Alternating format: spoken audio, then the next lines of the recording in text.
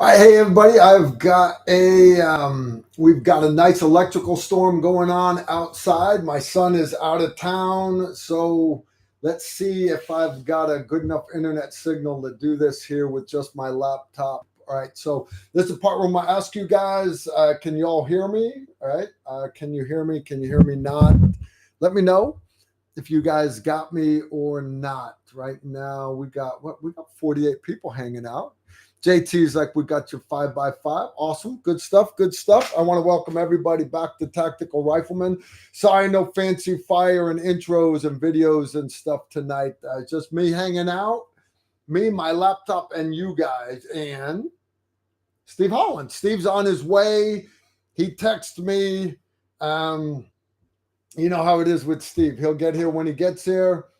But yeah, we got rain just crushing down outside. Me and my wife, we went and drove the next city over to go get us some dinner, and made it back just in time to come hang out with you guys. All right, I got my mic right here so I can talk to you, son of a guns. All right, we got our usual sponsor tonight. I'm drinking their stuff, actually. Bucked Up. They've been sponsoring us for like the last couple of months, right? Good stuff. If you're looking for pre-workout, post-workout, if you're looking for shots while you're on the long road, and they got the individual serving ones also.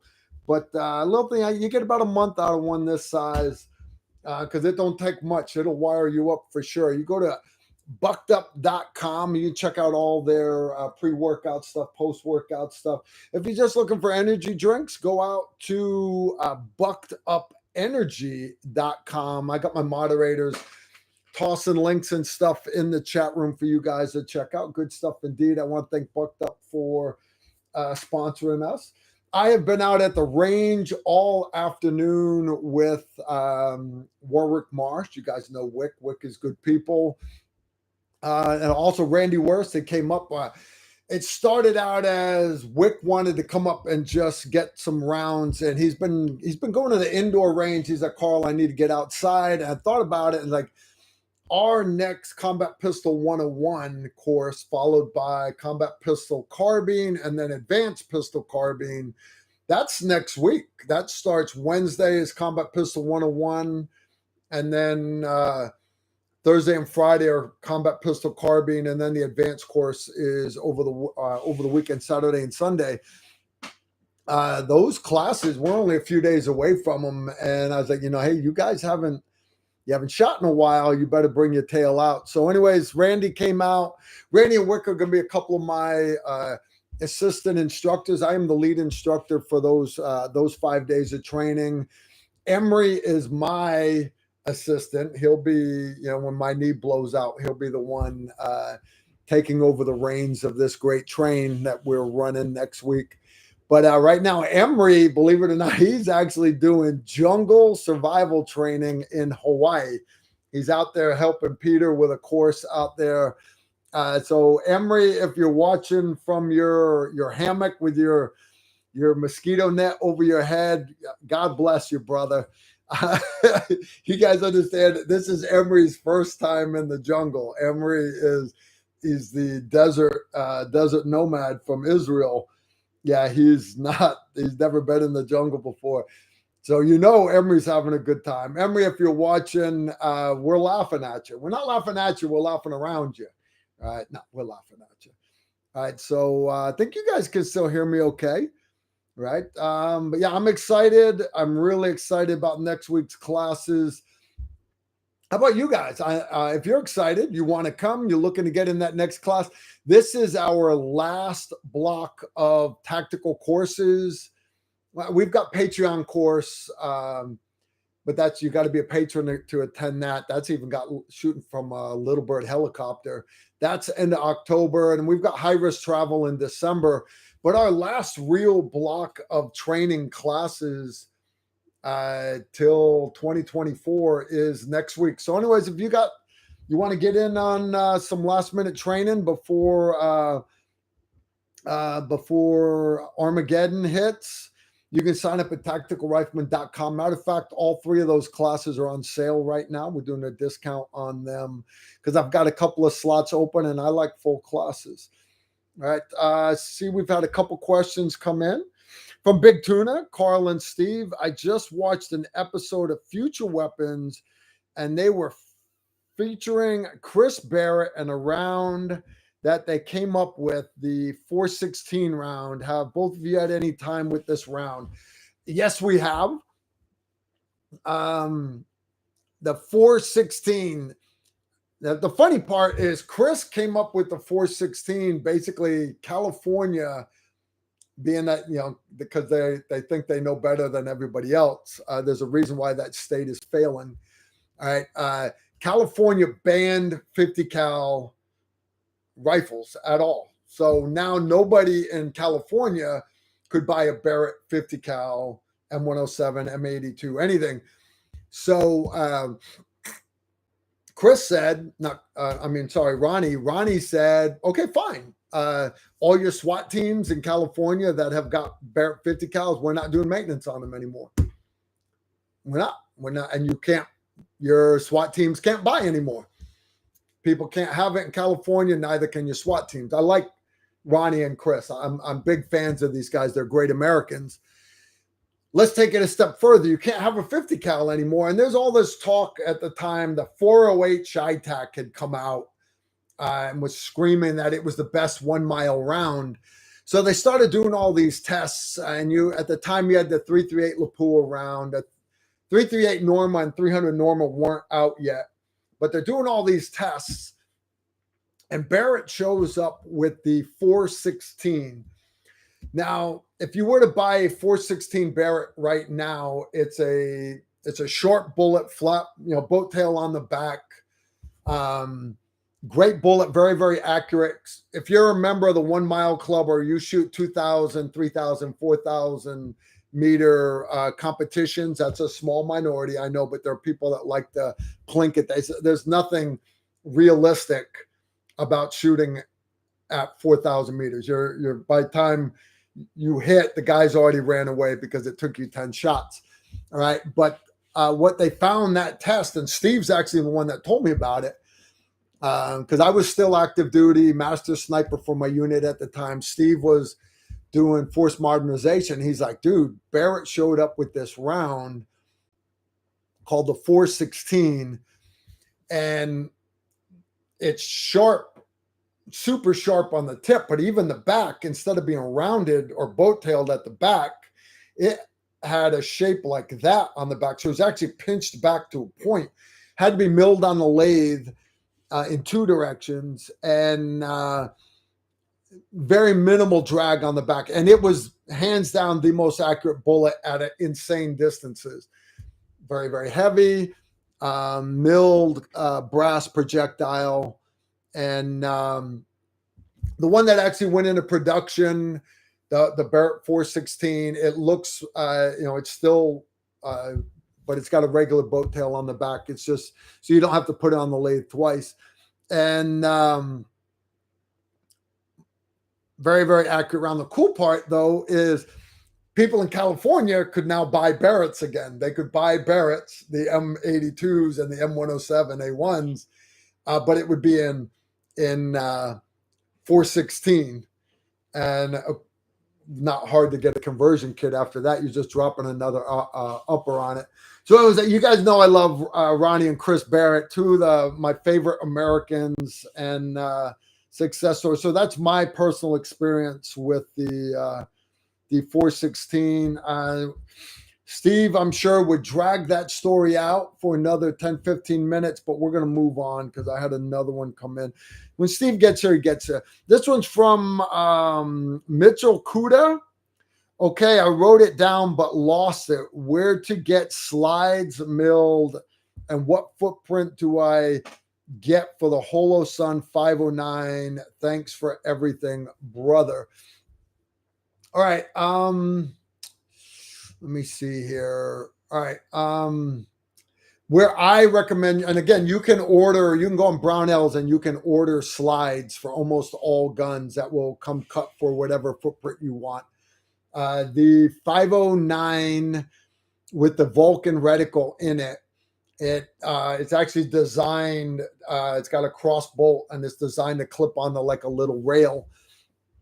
If you're going to get a slide custom cut, the name of the company is Danger Close Armament. If you use code TR20, that saves you 20%. Again, that's Danger Close Armament. Use TR20, supposed to save you 20%. I haven't talked to them in a while because their slide's still holding up awesome. I'd show you guys, but I'm not allowed to touch it on a live stream because YouTube's a bunch of libtards, and I don't want some Google moderator sitting in his mom's basement, to kill our live stream just because I hurt his feelings and he got poo-poo face. He's going to say I touched a gun. All right. But when you go, tell them specifically, hey, I'm getting the 509 509T with the Vulcan reticle. It's a little different footprint. And if you tell them, they can cut it so you don't need a plate, which would be awesome. Because if you don't, if you've got a slide that has an RMR footprint, when you buy the optic, it will come with a plate to go on an RMR. If you have an MOS, like a Glock MOS, like a Gen 5, for example, it'll come with an MOS plate. You only have to have one plate. If you buy the one that says RMR, you've got to have an RMR plate put on your MOS, and then the plate on top of that to mount that scope. So I'm all about getting your slide cut. Danger Close Armament did a great job on mine. And they can do all the sexy stuff. If you want all the sexy cuts and holes and everything to make your slide lighter and sexier, they'll do all that. I specifically told them, make it look pretty. Put the serrations up front, no holes. Do not want any holes in my slide, because that's how dirt and mud and snow and rain and everything gets inside the gun. One of the biggest selling points for a Glock 17 back in the 80s and the 90s was nothing could get into it. You could pour mud on it. You could pour sand on it. When you picked it up out of the sand or out of the mud, the first bullet cleared all the mud and sand off of it. Nothing could get inside of the Glock. Not like the Beretta, where the entire barrel is exposed. Not like the 1911, where the hammer, single action, stays cocked to the rear. It's just those guns are dated, and the Glock is such a big step over that. So are the SIGs, so are your M&Ps and all these other modern clones of a Glock. Why would you not copy something like that, right? And all the guys say, well, my SIG's not a copy of a Glock, dude. Your SIG is an improvement on a Glock. It's more ergonomic. It's got this, that, and the other, blah, blah, blah. But it is a copy of a Glock. So why would you then take that improvement, your SIG or your modern Glock or your M&P, whatever, and then have somebody cut holes in it and take away the only benefit? So I don't grasp why people, I got it. They want their sexy race guns and they look cooler. But you understand, I don't care how cool you look in a active shooter situation where you've got to defend your family. You understand, on those security cameras, and they're everywhere, you're going to look a lot cooler if your gun works than if you bring out a sexy gun and it jams after the first bullet. Just my 2 cents. What do I know? All right. That's it. I only got 2 questions from Susan so far. That's cool. I'm all about it. All right. I see I got more guys. We've got Super Chat turned on. If you guys want to help out my internet here and you want to throw some dinero down, feel free to do it. All right. If you want to make a small donation to the preservation of Carl Erickson Foundation, you can put $5 here.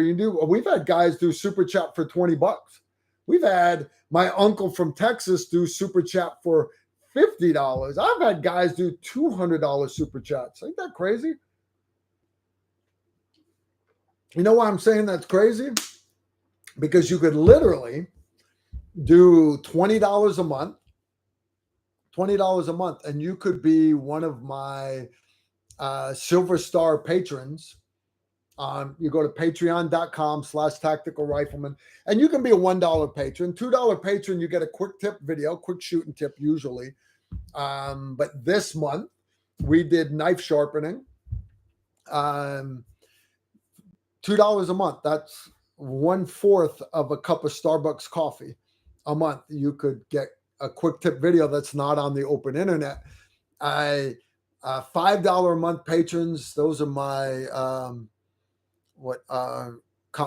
Army Commendation Medal ones, I think. They get story time with Carl. This month's story actually went live. I want to say it was yesterday. Went live yesterday. I shared one of my war stories about a Halo train up that my A team did in Hopkinsville, a little airfield, right? And we had a guy land in the power lines, all kinds of fun stuff. Again, you guys are missing out on these stories because you're not my patrons. Ask my patrons, they'll tell you. Jerry J, patron. A lot of these guys, patrons, they'll tell you. Patreon is worth it. And then if you're a Bronze Star patron, you get question and answer videos where you get to ask questions, but it's not like here where I give you a 2-minute answer. I will, no joke, bring all the training aids out and show you what it is. Some of those videos are 2 hours long. And then for my Silver Star patrons, we do, and that's actually not next Friday, Friday after that, we do a once a month Patreon Zoom live stream, which is kind of cool because you guys are actually, it's like the Brady Bunch. I'll have Jerry J and Erica, you guys know her as Sherry Champagne, and Susan is there, and we'll have Manny, and we have all kinds. Of course, we have Karen Harrison and her husband Toby there, and Kyle and Annalise and all my other great patrons. And it is so cool because we get to interact. You, instead of like here where you guys have to tinkle in a little chat room and listen to me run my suck for 2 hours, we get to interact. So when you talk, your head goes big on the screen, and we talk back and forth. I've gotten up and left the room for a couple minutes, come back, go get some more moonshine. We always have a good time. We always do. Always do. I see Leif LeBlanc has thrown down 5 bones for the preservation of Carl Erickson Society. Rangers lead the way. Leif, I actually got a text from Leif earlier. You know why? Because he's one of my patrons, and my patrons often become friends of mine. And I consider Leif a personal friend. Leif went through Airborne Refresher down at Round Canopy Parachute Team the same time my son went through Basic Airborne course with Jerry J, with Emery, with Chad, and which was cool because Leif cut like 40 pounds just to make it into that class. He's a big corn-fed country boy, right? No fat. There's no fat on Leif, but he had fat. He cut 40 pounds just so he could make it into that course, and proud of Leif for that. Leif has got a mustard stain on his parachute wings. What I mean by that, that's what we call it, a mustard stain. Leif has got a gold star on his wings. That means he's done an actual combat jump. He jumped into Panama with the Rangers, and I don't have a gold star. I've never jumped into combat, never parachuted into combat. I've got 500-600 jumps and never jumped into combat, not one time. So anyways, Leif hit me up, I want to say first thing this morning, with a text. Hey, what jumps are you doing in Normandy?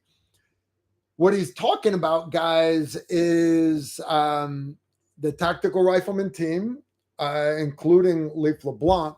We are going to be going with the Round Canopy Parachute Team next June. It's actually like the last 2 days of May. 31 May, we will be, I think we land in France. And then we're jumping into a couple air shows. But there's basically, you can minimum of 2 jumps, but maximum of 6 jumps, depending on which ones you sign up for. World War II uniforms, we're going to jump out of C-47s, and it is going to be awesome. It is the 80th anniversary of the Normandy invasion, the D-Day invasion. They're going to have all these military vehicles hitting the beaches and everything. How you doing, Steve? Steve just rolled in, guys.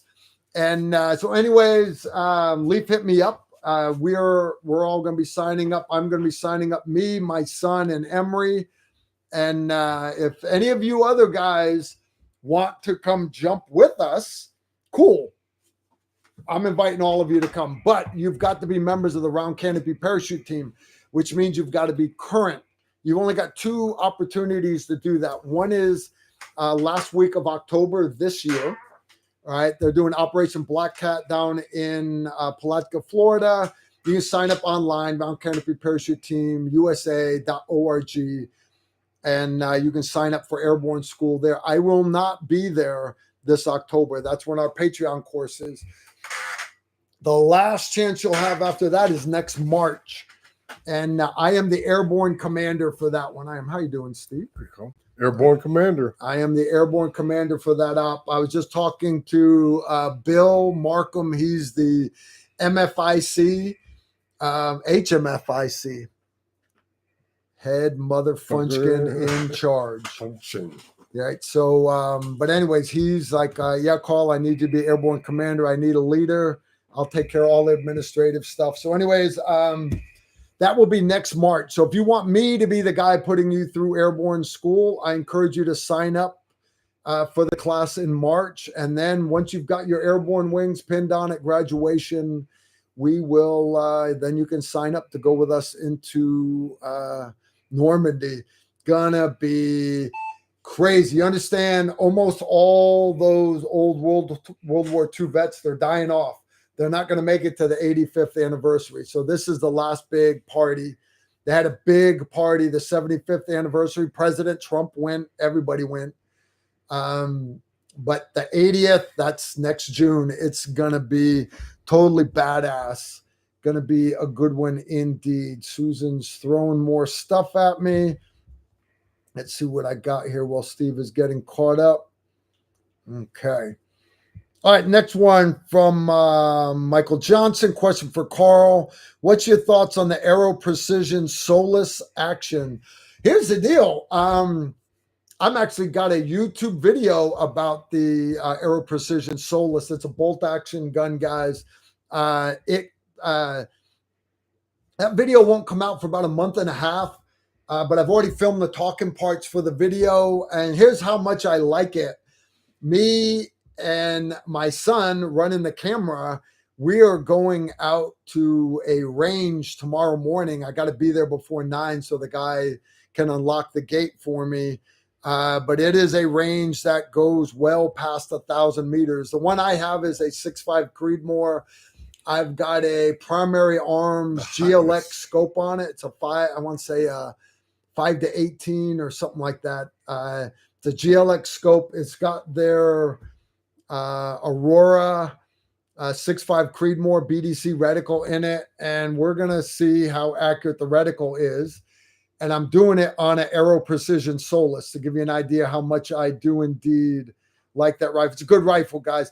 All right, is a custom-made surgeon rifle perhaps better? Okay, maybe, but you understand you're paying custom prices. If you want a awesome rifle that's commercial, I'm a big fan of a lot of the stuff that Aero Precision puts out. So yeah, I'm going to tell you, good gun. Again, but I don't have a lot of time behind it, but that's why I'm going out to the range. Let you guys know. All right, I got another one here from Jonathan Frappier. Does Carl still sell his IFAKs? I do still sell my IFAKs. I'm trying to think if I got one here handy. I do, but it's a little outside of arm's reach. What he's talking about, guys, is individual first aid kits. I didn't really, the military, and there's all kinds of companies that have got great kits out there. But what I wanted was one specifically that fitted the needs that I needed. And what I wanted was something that was vacuum sealed. I opened some of the med kits in my Jeep. Now, remember, my Jeep has been underwater up to the steering wheel, halfway up the steering wheel. Yeah. Well, I opened up my IFAKs and there was some of the shit was molded in it. like mold. And I'm like, I need medical gear to be a little more sterile than that. So I made tactical rifleman IFAKs, EDC first aid kits. They are vacuum sealed. And you get two choices. One is the basic kit that's got compressed Curlex, and it's got 2 chest seals, vented chest seals, all kinds of set of gloves, 100 inches of duct tape, all kinds of good stuff in it. And then the advanced kit is the exact same thing, but I replaced the compressed gauze with actual quick clot gauze, but quick clot gauze adds price to it. I do sell them. If you want them, send me an email, tacticalrifleman1@gmail.com. You'll see I don't promote them because I don't make very much money off of them, guys. I really don't.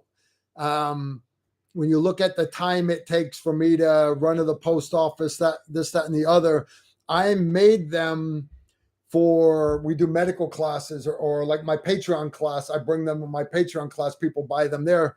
I take care of my patrons. I do. And they get discounts on that stuff. Medical classes, I bring them.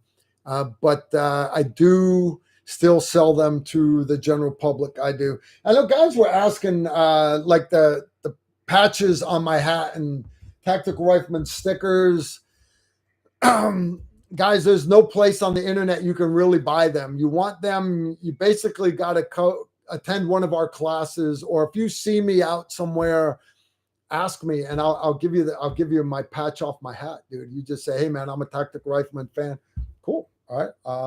I'll give you my patch. All right. Sincerely, I will. I do appreciate you guys. I really do. All right. But I don't have a website for selling them. The gas stash 2531's back, sir, planning on attending pistol carbine in Texas next year.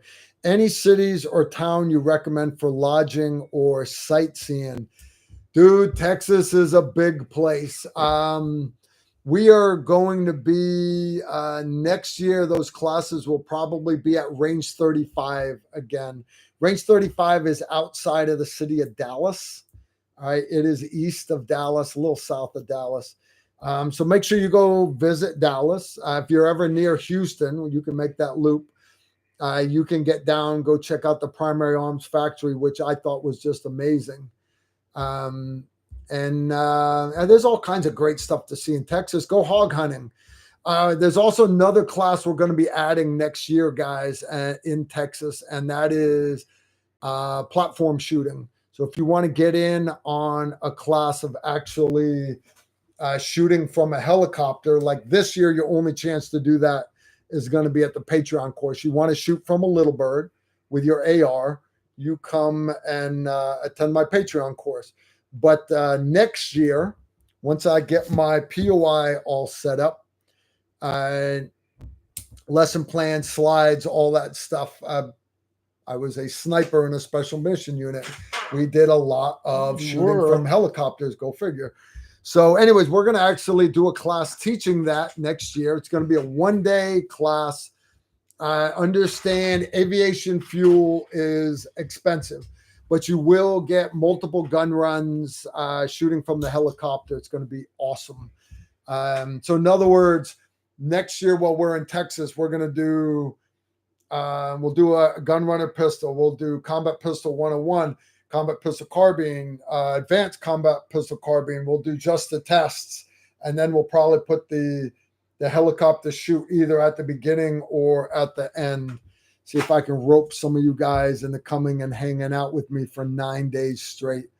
Man, you know my voice is going to be gone, Steve. Yes, it is. Yelling that long. But you're used so to what's it, new brother. with Steve? What is new with Steve? What's going on in America? What's going on in the world? What's going on in Australia? Aussie. What's going on in Hawaii? What's going on in East Palestine, Ohio? What's going on? I mean, there's just so many got things guys going all on. over the place, don't Yeah, we? we do. Steve, are you excited to see the patrons that were there last year? Yes, I am. Yep. I'm very excited. Steve and his wife are going to be there. Miss Carrie. Yep. Miss Carrie. Don't forget my balls. Yeah. Thank you for the balls. Guys, don't get your minds out of the gutter. She gave me these chocolate covered malted balls, the malt balls. They were so good. They are awesome. They are, I mean, wow. I'm never going to get to sleep drinking because this is my second one because I was dragging. I'm doing some of the pre-workout bucked up. Okay. I'm reaching my target heart rate and I haven't worked out since this morning. I'm screwed. Going to be awesome. All right. Who we got? Fred and Maria are coming. Okay. Oh, okay. Toby and his blushing bride Karen. They're going to be there. We got a bunch of. Fred and Maria were at our show in Nashville. Yep. We're also going to have Miss Susan Britcher from Australia. She's going to be there. We're going to have a great Erica Hotstetler's coming again. Okay. Yeah, freaking nutbag. We love Erica. And day one, we're going to do the lever action thing. I'm looking forward to that. I'm excited. Yep. All right. Let's see where we at. Expanding from what we did last year. We are going to have us a great time. All right. Mike Glock 19. Any news on Sue? I may have missed it. No response on our text. Guys, Suluru, and again, his family has asked that I don't pollute the internet with everybody asking about Sue, but Sue actually had a bleeder on his brain. They had to bore holes and do surgery. You understand? They had to open him up so that they could get inside there. And honestly, I have not heard back in a couple of days. I know he had to go back to follow up to see if the bleeder had stopped. I haven't gotten an update in a few days. So I texted him yesterday and I still haven't heard back. So do what me and my wife do. Keep Sue in your prayers. And hopefully Sue pulls through. You know, I sent him that photo of the World War II 101st Airborne paratroopers with the Mohawk haircut. Yeah, that did look like him because they shaved all his head on one side. So he had like this strip of hair. Of course, all the hair on the other side. But the way his head was sitting in the hospital bed, it looked like he had a freaking mohawk. Leave it to Sue to get a frontal lobotomy on his birthday. Literally, guys, he got put in the hospital on his birthday. You know, I enjoy giving Sue shit. I really do. I love Sue to death. Yeah. Let's please keep Sue in your prayers. Spike Simmons, have you shot one of those high-powered 50 cal air rifles? I have not. Steve has a buddy that is big into the high-powered air rifles. I don't know if he got a felony or what, but what's he been up to? He's been just working. But you know, we are gonna do a future TR video on those big badass air rifles. Randy already did one on air rifles. But I know you're talking about the big ones, 50 cals. There's the 44 monsters, and I'd never even heard of them. And then I started seeing people talk about it, and I'm like, okay, that's a novelty, but. Yeah. You know what's interesting about the air rifles, and our good friend Sean, he's really big into air rifles. I think he's running a 30 caliber, maybe a 35 caliber, maybe a 50. And what's interesting about air rifles, and you guys can look it up on that search engine called Google, Lewis and Clark, when they were traveling across America, what was then it wasn't America, but it was getting there. They, amongst their armament, as they were meeting all these Indian tribes, they had an air rifle. Yep. Think about that. That's how they did most of their small game hunting to save their gunpowder. Serious as a heart attack. Yeah. Lewis and Clark back in the day. So think about it. We're talking about the days of muzzle loaders. Yeah. That guys had already invented air rifles. Ain't that cool? That's so cool. Scott Thomas, do you have any opinions of the Palmetto State Armory M110 clone? I've never seen it. I don't have any experience with it at all. How about you, Steve? No. But I noticed that for a while back, Palmetto State Armory was mostly a company that sold knockoffs, ammunition, gun parts, and stuff like that. Yeah. Now they're into making their own or having their own made, because remember I was reviewing their their pistol. They have a 5.7 by 28 millimeter pistol called the Rock. And I thought that was really interesting that, you know, they're getting into, you know, hey, we're going to make our own. I'm sure that somebody in the company they're being very smart. Yeah. I mean, they're coming out with things that's appealing to the Second Amendment People industry. know we don't want to actually buy a M110 from Knuckle Nuts. All right. Donut Eater is here.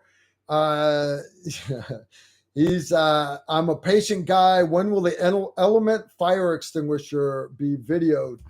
I want to do a video on it because I fired that thing off and it is totally badass. Badass to the point to where I have bought 5 more of them, and you know how pricey they are, don't it? I also bought a bunch more of the 5-pound conventional fire extinguishers, and it stays on our video list. The film crew, you know, when they come down, we try to film as many videos as we can, and they're under the impression that nobody, you know, they're like, Carl, it's tactical rifleman, Okay, tactical here we go. rifleman, tactical rifleman, tactical rifleman, tactical rifleman. This is a gun channel. Nobody's going to give a shit about fire extinguishers. And I disagree with that. I want us to do survival videos, off-road vehicles, driving videos, you know, medical, everything. Want us to do everything. And they are correct that most YouTube channels should stay in one lane. So they're like, Carl, nobody's going to watch a video on you setting shit on fire and then putting it out. So it is on the list. Up underneath my pool table. I've got so much ammo now. I'm storing a bunch of it under my pool table. But I've got the stacks of fire extinguishers under there. And you guys aren't familiar with what an element fire extinguisher is. I'm trying to see if I have one here. I don't. But you know how fat around a D battery is. You know the old star clusters, Steve? Yeah. That's how big an element fire extinguisher is. Think of it as a railroad flare. You know how you strike a railroad flare, it lights, and once it lights, you can't put it out. That's how this element fire extinguisher works. You can't put it out, but it's going to hurt. Honest, I've never seen anybody put a railroad flare out. These element fire extinguishers, once you ignite it and it starts spraying, you can't turn it off. It's not like a fire extinguisher where you can spray, stop, spray some more. But the reality is, if you have a small fire in your kitchen, you spray a little bit from that fire extinguisher, you end up getting a new fire extinguisher anyways. If you spray a little bit on somebody's car or 4th of July, whatever, you end up having to get a new one anyways. And this thing, they're made in like France or somewhere. These element fire extinguishers, Steve, it's size of I keep one in my Jeep mounted up on a roll bar, and it puts out more than 2 5-pound fire extinguishers. So wow. You don't got to sell it to me. And it is on the video idea list. It is. So I apologize. I've not gotten to it yet. That said, I've also promised you guys land navigation videos to the point to where I had Kamenga. They're the guys that make the military compasses with the tritium in them. Those are expensive compasses. Kamenga already sponsored compasses for that video, and they keep asking, hey, when are we getting our video? And I know I got a bunch of patrons that want land nav videos. It's on the video list, and I want to do it. I haven't gotten that far yet, guys. So I apologize. I do. All right. Next one's from Joe Haynes. He threw down 5.56 pounds of the Queen's money. I guess it's the King's money now. Nah, it'll always be the Queen's money. Nobody likes Charles. Ain't nobody looking forward to getting Charles' picture on their money. All right. What suppressor should I get for my H&K medium range 308? Guys, suppressors are suppressors. I really don't have a favorite. Let me rephrase that. I ran with AAC suppressors because they got the SOCOM contract, but then they got bought out and they went all the shit, and the contract went back to Surefire where it belonged. Okay. So now you notice my rifles have got surefire mounts on them. I have one surefire suppressor. I will probably be getting more. That said,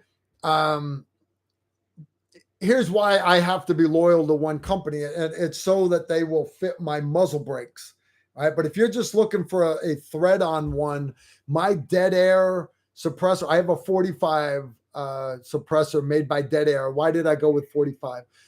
I appreciate you asking. And so it could fit my 40 cal Glock and my 9mm Glock and my 45 caliber Glock and my 45 caliber pistol caliber carbine and my 9mm SIG MPX and my 9mm Strybog. You understand that's one suppressor. Go with the 45. Same thing with me personally. If you're going to get your first suppressor and you're wanting it for a rifle, if you're a 308 and 5.56 guy, get it so it fits a 308, because then you can put it on 300 Blackout. You can put it on 6.5 Creedmoor. You can put it on 5.56. 6.8 so SPC. 6.8 SPC. But as far as being loyal to brands, Gemtech, I used to be super big fan of Gemtech suppressors, but again, they got bought out. That's how shit works. AAC got bought out. So honest, every time I go and see a new suppressor and they show me why their baffles are better than everybody else's baffles and this, that, and the other, it just reminds me how much that it's a muffler on a car is all it is. Are some a little better than others? Yes. But what I will say is suppressor technology is improving faster than trigger technology is. And I'm not loyal to one brand of triggers, and therefore I'm not going to be loyal to one brand of suppressors. Do your homework. You notice I say do your homework. I notice I don't say go watch a bunch of YouTube videos and listen to what all the social media influencers tell you. And guys, I'm not bashing social media influencers, not at all. Good example of this is my 43X has got an optic on it. It's the Holosun 507K with the Vulcan reticle in it. That optic has been out over a year. When it first came out, all these social media influencers did these videos on how awesome this optic was, or how much they didn't like it, or how much they did. They had it for 72 hours and they had to get that video out fast because that's what gets them views. I don't get views, and I really don't care. If I give you an opinion, it's my honest opinion. The video for this optic comes out next Friday or the Friday after. Why did it take me so long? It's because this is my church pistol. This is what I wear when I'm not carrying my EDC Glock 19. So it took me a while to get to the 3,000 rounds in it. It took me a while to get to where I had to replace the battery in it. And it's a good optic. It is, but I'm going to have you wait for the video. All right. We already did that one. JD, did we do that one? All right. Cash Me Outside. Do you have any plans to make or rather have made a 308 like the TR1? I have every intention of doing a 308. Matter of fact, it will not be a clone of the M110 because the M110 is a piece of shit. All right. It will be a clone of my old SR25 Mark 11, and it will have absolutely nothing to do with night armament. All right. That said, I will be coming out soon with the TR1A1. It will be a piston, and it will be in 5.56 to start off with. All right. The company is not decided on. The stock is not decided on. I'm pretty sure the stock. I've hard set on the trigger that's going to be in it, the pistol grip, the the backup iron sights, the hand guard, the barrel length, the pinned brake. All that stuff is locked in stone. I'm trying, no shit, it's actually in my pocket. I'm trying out a couple different hand stops to go on it, a couple other features, but they're working on getting the logo engraved in the and the low receiver is going to be it's going to be a full ambi lower. I'm looking forward to the gun. I really am. And then when I get that out and it's flowing great to everybody that wants it, then and only then will I start working on a 308 rifle, because it takes time, guys. It really does take time for me to come out with a gun that I'm willing to put my name behind.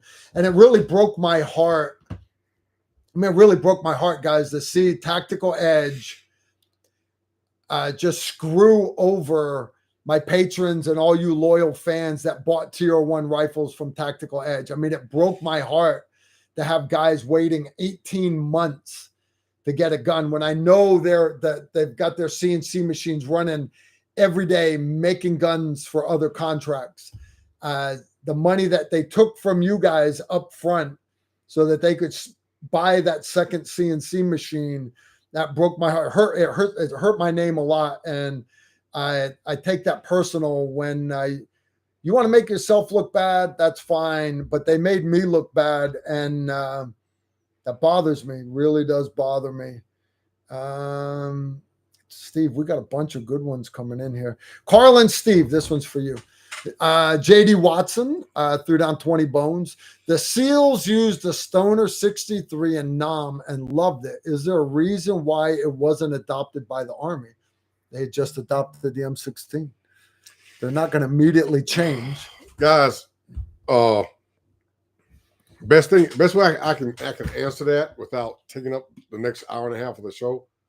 My good friend, mentor, my senior NCYC when I was on the pistol team, Mr. Jim Schatz, who left the military and became vice president of H&K. Then he left there and he went to work for Tiswig, and we formed what they have now called the AIM conference. It's ammunition conference with all involved, Tier 1, Tier 2, Tier 3s, DHS, DOJ, you name it. Jim was a key member in NDIA, National Defense Industrial Association. Jim wrote a paper and will give briefings on the military's process in adopting firearms.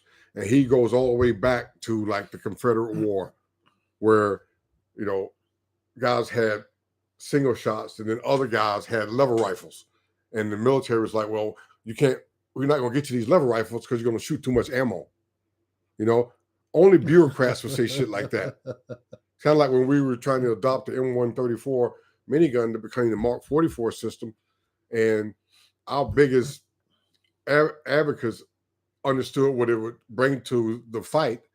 Yeah, but our biggest detractors, they said the same thing almost 2 centuries later. 3,000 rounds a minute, you're going to shoot too much ammo. I said, we don't shoot for a minute. You don't just hold the button down for a minute. So when you look at the M14, for example, the M14 was adopted by the U.S. military when the FNFAL clearly won the trials. Clearly, hands down, won the trial. So when you ask a question like that, I mean, it goes so deep. If I ever get a chance to get a copy of Jim Schatz's briefings, I'm going to have Carl post them because they're amazing.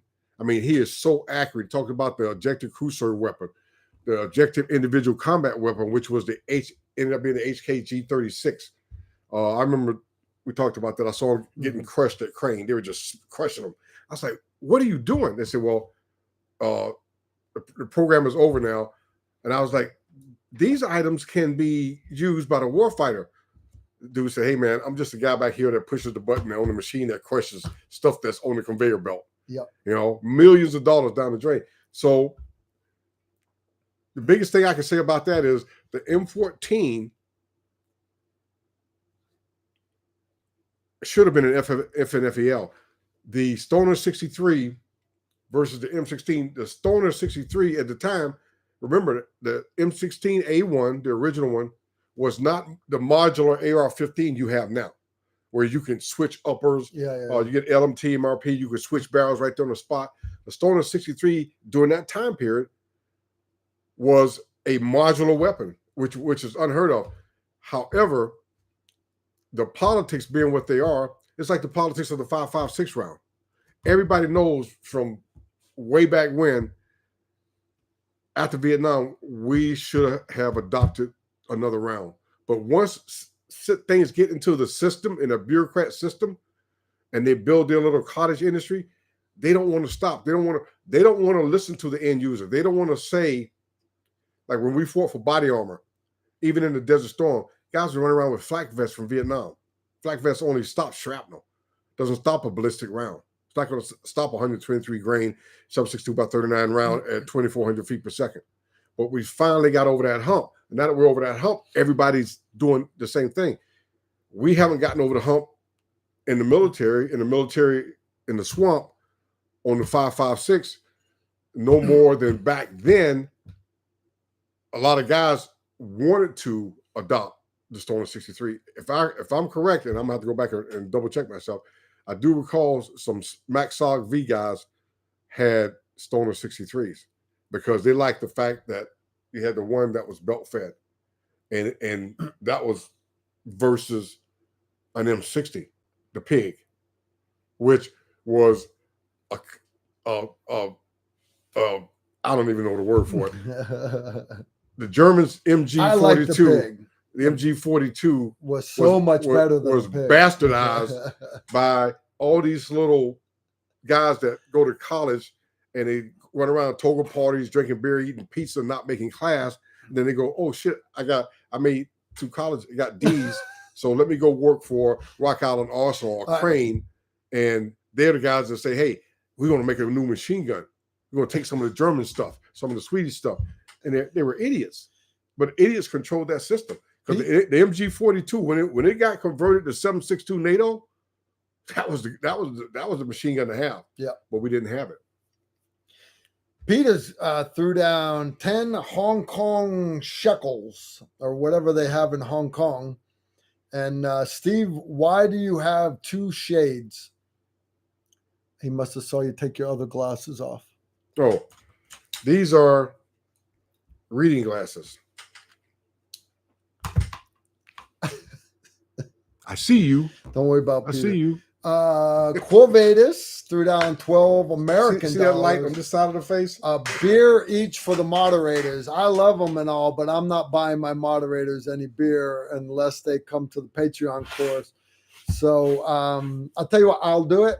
I will buy Susan a beer. I will buy Donut a beer, and I will give it to Susan because she's coming to Patreon. And I will buy JT a beer and give it to Susan also. That's fair. All right. No, thanks for the 12 bones. I appreciate it. You guys understand YouTube takes 40% of super chats, but I can't complain because hate the player. No, hate the game. And you can't hate YouTube. I could not do this without their platform. So, and everybody that says, well, Carl, you could be on Rumble. We have Tactical Rifleman on Rumble, and nobody has ever watched a single video there. So, and Fred LaCourte right there. Hey, Carl, tell Steve Maria finally got her Henry and is bringing it to Patreon. That is awesome. That is awesome. That is awesome. Fred, I'm looking forward to seeing you and Maria there. I really am. Which model, which caliber? All right, Annalise and Kyle Beeler threw down $10. US dollars, Peter. Annalise, they didn't even have a question. They just do this to support the channel. That's love right there. That's love. I appreciate it. All right.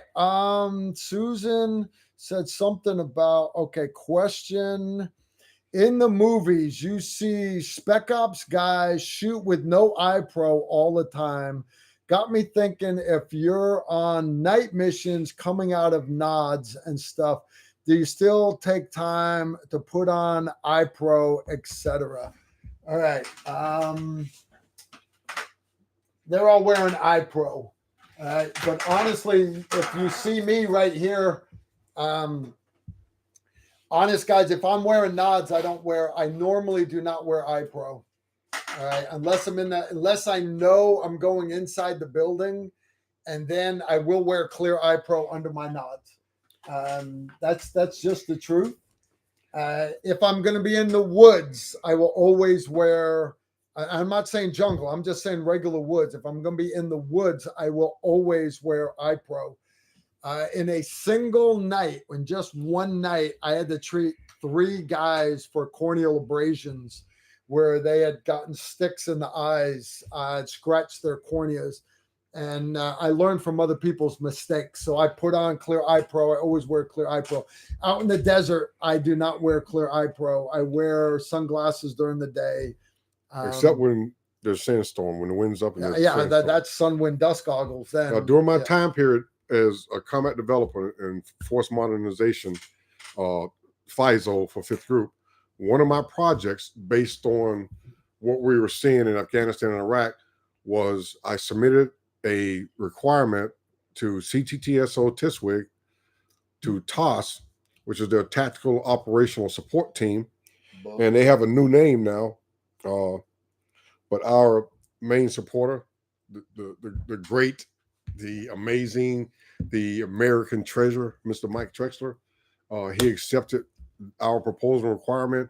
And basically, I wanted to go to industry, and at the time they had that one company, I forget the name of them now, but they had the glasses that would transition. So they called them transition lenses. Yeah. That's the name. Oakley had some that would transition. Yeah, but Oakley submitted to that requirement at TISWIG. And basically what I was trying to do was take the civilians' technology for transition lenses that they were advertising commercially, put that on ballistic glass, but speed up the transition time. Yeah. Because basically, when you're outside, the car says you're wearing back then mostly Oakleys. The Army had those cheap, crazy. Yeah, we glasses. Had the Oakley shooting packs. So, right, and basically, thank you. We should carry 2 pair of glasses, clear and dark. Mm-hmm. And if you're outside, you're in dark. And then and I learned that in Kuwait City, chasing after guys who it's daylight, then they're running to these buildings. You got it in the Mideast, all the buildings, the walls are like 2 feet thick, and there's normally any kind of curtain, anything else to block the sun. So as soon as you step inside, your eyes have to have that time to adjust. Well, the commercial transition lenses would transition in about 45 seconds. When I'm chasing a bad guy, a couple of bad guys, and then people are jumping in front of me, trying to stop me. I basically, you would take your shades off and then try to put your clear on, but you don't have time.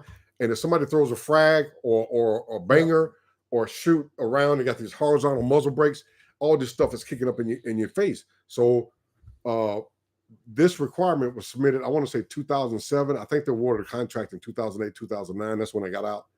But I do know that there are ballistic lenses out there now for the warfighters that do have that fast transition time. Really? I believe that, they transition that fast. Yeah. And they ended up with the first contract award, I believe. Hey, Trex, if you're listening, hit me up on the phone and help me identify when. But they even came up with an electronic one that it senses the light, and then it would change it real fast.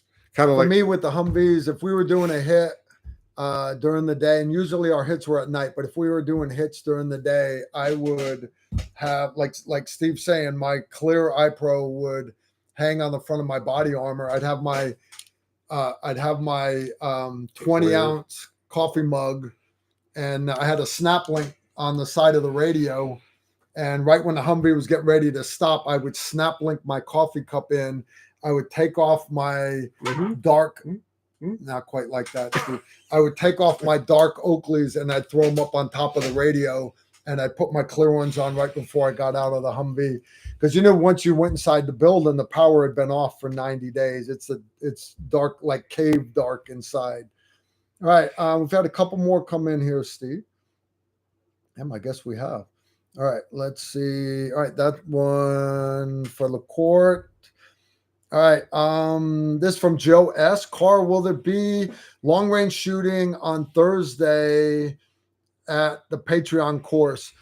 This Patreon course, no. We had to cut certain things out because I cut one day out. We're adding other things. For example, we are adding throwing axes and throwing knives. Check that puppy out right there. Is that not? Don't you just want to throw that at something, right? Is that not totally badass? So, anyways, Randy Wurst is going to be given a class on throwing knives and throwing axes and tama chickens and stuff. But range day, we are going to have the Barrett's anti-material guns there. So if let's say you have a laptop or a printer that has really pissed you off and you want to get some payback, oh my gosh, bring your laptop. Like last year I had a laptop that had pissed me off and I put a 10-round mag through that laptop. I destroyed that laptop. I think we had guys bring a printer, guys bring a desktop computer, a couple of different, man, we had guys bring in sextants and all kinds of things from their businesses that had pissed them off, and there's just something about killing shit with a Barrett 50 cal. So anyways, we're going to have the 50 there. But the furthest we can get back is 400 meters. So Lord have mercy. We're not going to be going out long distance this year. What's he saying? I had text my good friend Mike Papik. Yep. About the glasses? About the show. I always send the link out. Yep. And Mike Papik owns the business in Hollywood where like Save It Private Ryan. Yeah. And the Band of Brothers. Privates. Yep. Yeah. Every firearm you see in those movies, the M1 Garands, the Tommy guns, the pistols, he is the company that provides all those firearms. Nice. And he texted me back, asked me if I was aware of a good friend of mine passed away. I did not know it. Who's that? Ira K. You remember Ira K from Seymour? Oh yeah, Seymour Optics? Shit. Yeah. No shit. Huh. God bless Ira K and grant him salvation in the kingdom of heaven. Yep. God bless his family. Ira is the great American. You guys would have loved Ira. If you were ever seen back in the day when 3-gun matches, IFSC matches were starting out new. Yeah. You either had the top shooters either had like an aim point or the Seymour.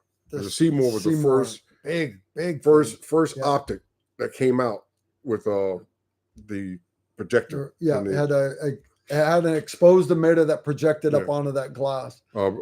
Brian Enos, what's the other guys? All those guys. Everybody ran Seymours. Everybody ran. And Ira, like so many other amazing people in the firearms industry, like Ronnie Barrett. Ronnie Barrett started off as a photographer. Ira was a dentist. And here's the interesting story. So we're at Fort Benning doing the show, right? And Ira's with us. We're hanging out, and we go to this club across the street from the hotel. And I told the guys, 10:30, start wrapping it up. We got to go back, get to sleep, get out to Benning next morning. Of course, next thing I know, it's 1 o'clock in the morning. So Ira loves to talk. So we're walking toward the hotel, and Ira's still talking to me. I was like, man, Ira, we've been in there for 4 hours. Do you stop talking?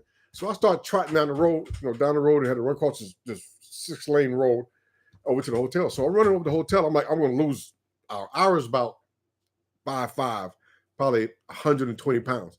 So I'm running probably 100 yards. I'm in shape, SF soldier, and I run across this lane thing, and I look back. I see this little guy running behind me. Tick-tock, tick-tock, tick-tock, tick-tock. So instead of going into the hotel lobby, I went around the parking lot, around the hotel, all the way around. And I look back, this little guy's like tick-tock, tick-tock, tick-tock behind me. I ran back onto the street, ran down the sidewalk like 4 blocks. It's like 1:30 in the morning, and I'm running. Black man being chased by a little white man in Georgia at 2 o'clock in the morning. And I just gave up. I just stopped. Ira go, did you think you're going to lose me? I said, yeah, Ira did. He goes, Steve, didn't anybody tell you? I've been running marathons for 20 years. I was like, You should have told me. I could have saved some energy. Let's go to the Waffle House because I'm hungry. Kevin Fryer threw down 20 bones. Hi, Carl and Steve. If you had a rifle that was going to be used for nighttime critter hunting, what brand would you use, or scope and clip-on combo? Nighttime critter hunting, actually, I have that.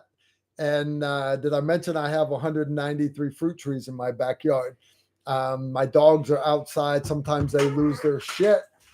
And anyways, my bedroom gun is it's a 300 blackout, AAC upper, it's an AR. It's got a suppressor, my 308 suppressor, and I run it's called Thermalsight Pro. It is a thermal, and it is zeroed for supersonic 300 blackout. And that allows me to get the 180 meters to the other end of the fruit tree orchard.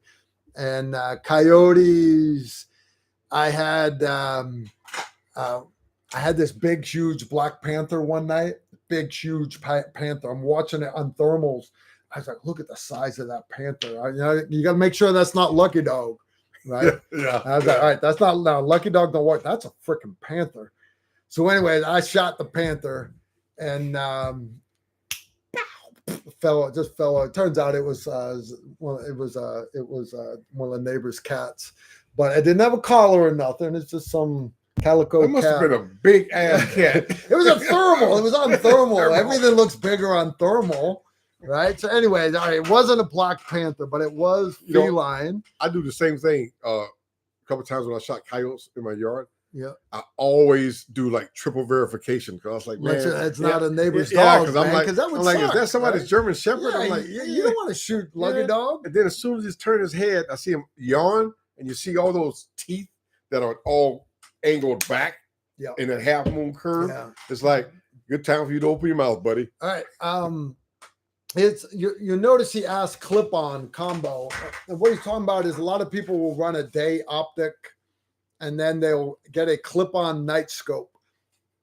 All right. And I have clip-on thermals. I have clip-on Gen 3s. I do. And they are great on my day setup sniper rifles. That said, anytime you're adding a scope in front of, let's say this is your day optic, right? Or we'll try to make this a little easier for you. Let's say this is your day optic. All right. It's zeroed on your rifle. It's dead on during the day. Perfect. If I now try to put a I squared or a thermal sight in front of it, the laws of physics alone, all these different pieces of glass, you putting them in front of your objective lens, it's next to impossible for you to not shift to zero. Now, marketing, all the different companies, Knight's Armament, for example, and they didn't make their own night vision, but they marketed the UNS, the Universal Night Sight, the PVS 22. They told you it did not shift your point of aim, point of impact. It guaranteed less than 1 MOA. But at a 400 meter target, that's 4 inches of shift, right? And that's fine, so long as it's repeatable, all right? I know when I would mount the PVS 22 on my gun that I had to add 1 MOA this way and 2.5 MOAs onto my windage knob. In the morning, when I took this off, I had to come down 1 MOA and go back left 2.5 MOAs on my day optic. If it's repeatable, that's okay. So if you're going to go with a clip-on, that's fine. All right, you're going to have to live with that. Here's the alternative. The alternative is I push 2 pins on that AR, push pin 1, push pin 2. I take off that day optic, day upper, and I take my other upper that has a dedicated thermal on it or a dedicated I squared. Push 2 pins, it's zeroed because it stays zeroed. And I now have a dedicated nighttime gun that will crush targets out the 400 easy. What's up, Steve? Let me revisit the Black Panther. I shoot 1 calico cat and all of a sudden I'm a bad person. No, Steve. you didn't say it was a calico. You said it was a Black Panther. In thermal, it looked like a Black Panther. And it was your neighbors. No, I don't have any neighbors. You know that. No, there was no collar or nothing. It was just a stray cat. Okay, because I just want to know if you like inform the neighbors before you start digging a hole. Oh shit! No, I let that shit lay, brother. I let that shit lay. You die out here. You shit lays. I had this young buck that was rubbing Wallace. He's a guy helps out around here. Wallace, he's like, Carl, I hate to say it, but you've lost about another dozen fruit trees. I'm like, what are you talking about? He's like, yeah, there's a young buck that's up there rubbing the bark off a tree. We would plant a new row of fruit trees every year. All right. So the ones at this end are big, and then they get smaller as you go. Well, big bucks, big white-tailed deer like to rub trees that big around, but the young bucks, young baby bucks, 2-year-olds, 3-year-olds, they want to be like Papa. So they take their little prongs and they rub my little sapling, my new fruit trees. And the problem with a tree is if you rub the bark all the way around it, it can't grow back and that tree dies. So he's like, yeah, you've lost a couple more. And I was like, I can't have this. So it was like the night before deer season started. And since this is the open internet, we'll say it was the day after deer season started. It really doesn't matter. But I hear the dogs. Whoop, whoop, whoop, whoop, whoop. So lower the window down, thermal, 300 blackout. And I look out there and there is this monster buck. Monster. I'm talking 12, 14 pointer. He's a brute. And same thing. He's just moving. He's moving with the does. There's a lot of does. There's probably 15, 16 deer in my fruit tree orchard. There's these 2 little bucks. And I see them. They start moving. And shit, this is probably 7 or 8 years ago now.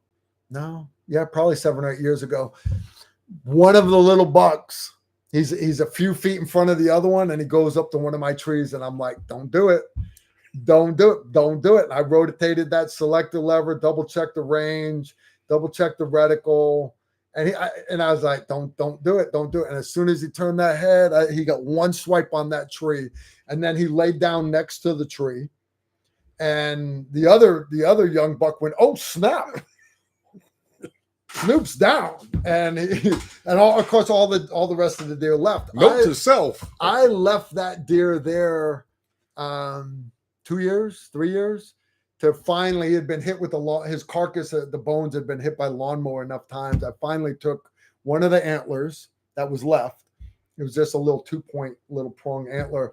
And I made it the handle. When you're in the shed, look near the wood burning stove and the poker for poking firewood. It has got a deer horn handle on it. That's what's left of woodchuck that should not have been rubbing my fruit tree. So anyways,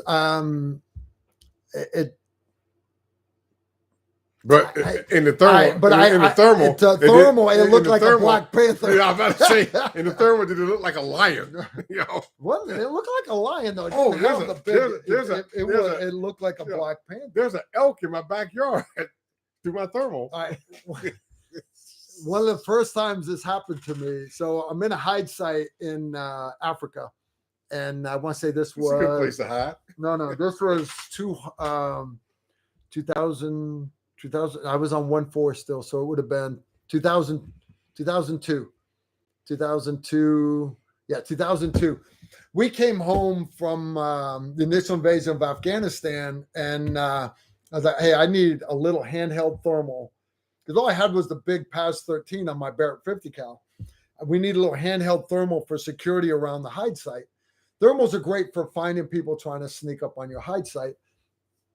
So we took taxpayers' money and we bought this thing called like the XM1 or whatever. I don't remember who made it. It was outdated 2 years later, but it was a great little handheld thermal. So anyways, next deployment, we're over in Africa and we're in the hide site. Me, Pete Chin, and Akil Mahmoud Bey.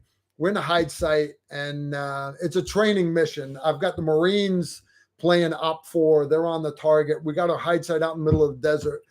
We got all the ghillie nets set up. We just got there. Just got there. There's like one bush, and there are bigger bushes. You can't hide in the bigger bushes because that's where people are going to look for the sniper teams. So we're in this little itty bitty bush. We had a 6-wheeler ATV, and to haul 5 water cans, 1 gas can, the Barrett, all our rucksacks. But we had a shovel, thank God.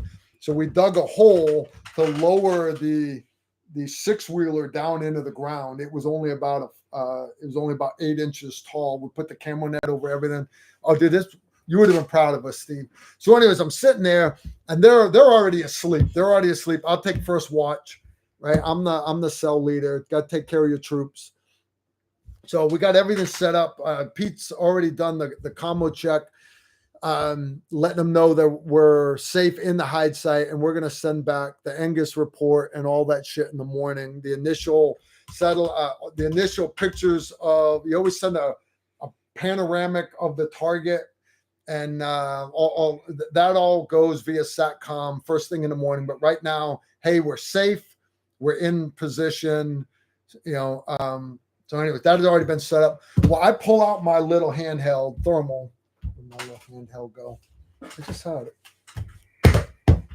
I pull out my little handheld thermal, and I'm looking at the target where my Marines are up for. You can see them, but they're just little ants on the horizon. We're 600 meters away from them. And I'm looking around, and I turn, and I look like this, and there is no shit a bear up on all four, up on his hind legs, sitting there. I mean, like, you've seen a bear before sitting on its haunches. There's a bear. I mean, a freaking bear sitting there. Thermal. This thing is alive, and it's moving. Its arms, and it's got the big head with the bear ears and everything.